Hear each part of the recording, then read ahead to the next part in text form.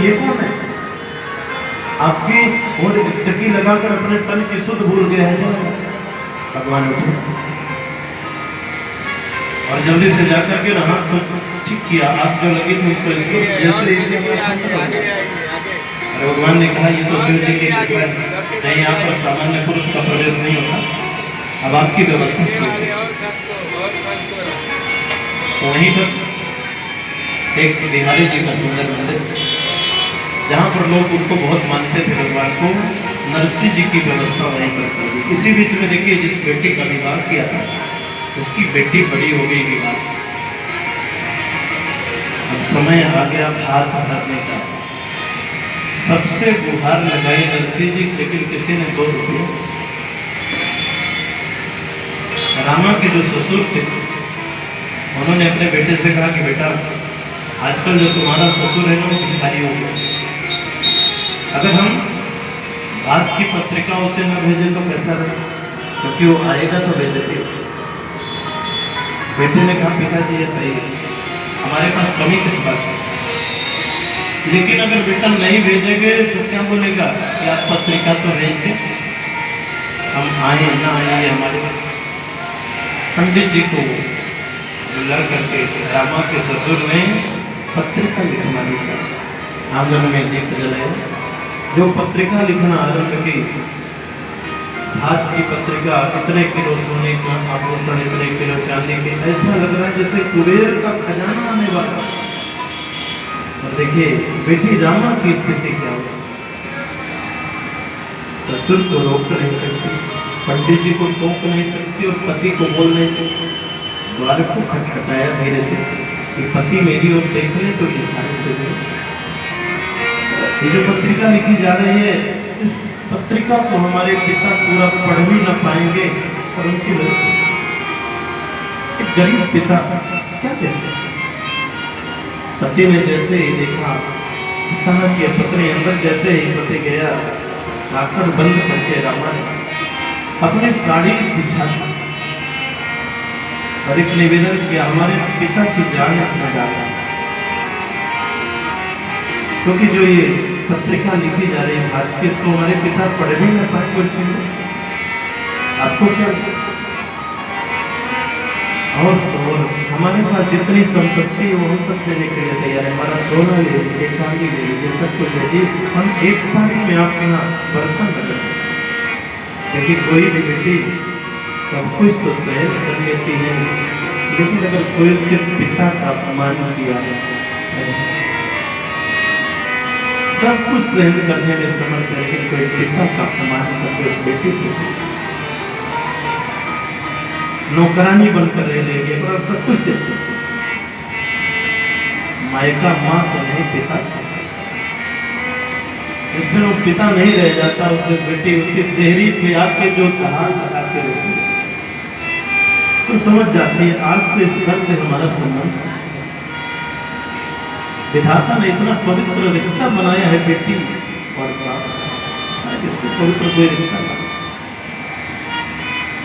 तो बेटी सबका सब कुछ सहन करते हैं, लेकिन पिता के बारे में कोई कुछ बोले तो उसे सहन। रामा के पिताजी के बारे में जैसे पति से भीख मांगी, मेरे पिताजी की जान भीख में दे दीजिए, हम सब कुछ देने के लिए तैयार हैं। नहीं माने, पत्रिका लेकर नाई पहुंचा,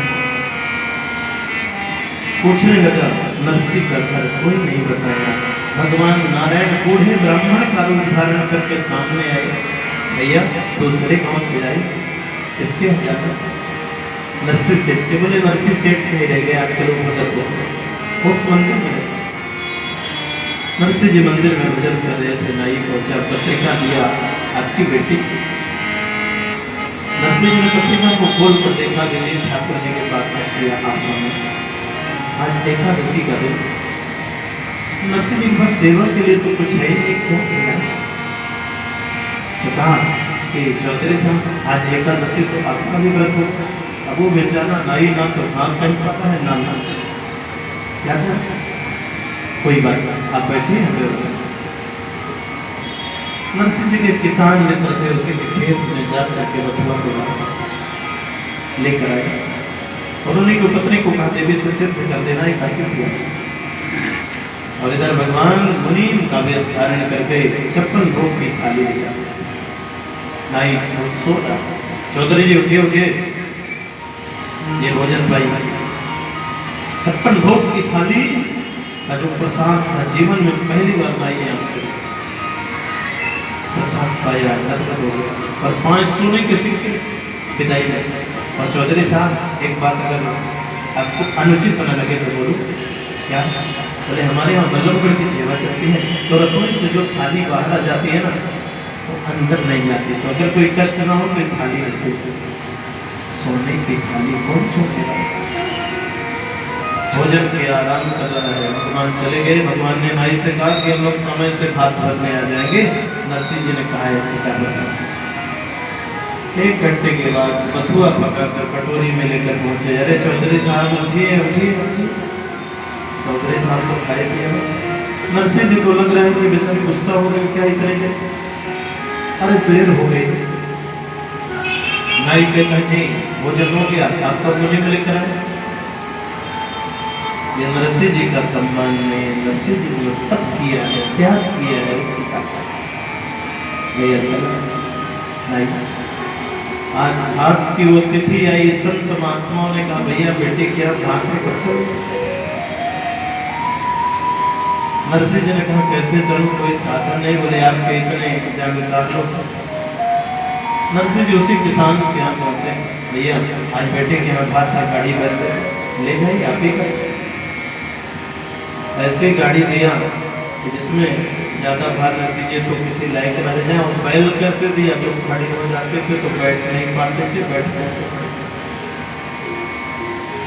और उसमें भी सवारी अंधे साधु, वो भी कितने 16, एक तो साधु, दूसरे अंधे, तीसरे 16।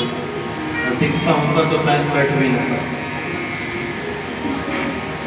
यात्रा आरंभ हुई। एक जगह रास्ता ऊबड़ खाबड़ था, बैल दौड़े पछाड़ खा करके, गाड़ी में टूट गई। परमात्मा बड़ा दयालु है, बढ़ई का वेश धारण करके सामने। बाबा आपकी गाड़ी लगता है बिगड़ गई, हाँ बेटा क्या इसमें कुछ सुधार कर सकते हो? बोले हाँ बाबा, बढ़ई का काम नहीं करते, देखिए कोशिश करते। भगवान ही थे, जैसे ठुक ठुक किया गाड़ी सुधर गई। भैया ये बैलों को उठाओ। पता नहीं बैलों के कान में क्या बोला, बढ़ाई के बैल में खड़े हो गए। भैया मुझे तो लगता है कि परमात्मा तुझे इस रूप में देख लिया, लगता है साक्षात वो परमात्मा ही तुम्हारे रूप में आ गया। अच्छा बाबा आपकी गाड़ी बन गई, अब तो जैसे कीजिए बनवाई। भैया बनवाई तो नहीं, भजन सुना दिया। बोले बाबा पता नहीं किसका मुंह देख के चले थे, कोई काम भी नहीं मिला। घर में पहुंचेंगे तो घर के लोगों को क्या बताएंगे कि भजन सुन के। तो बेटा तो हमारे पास कुछ नहीं है घर में। बोले बाबा भजन ही सुन। गाड़ी में सब लोग बैठे, ड्राइवर स्वयं भगवान बढ़ई पे बैठे, गाड़ी आगे की ओर बढ़ी। सब संतों ने तारा का साथ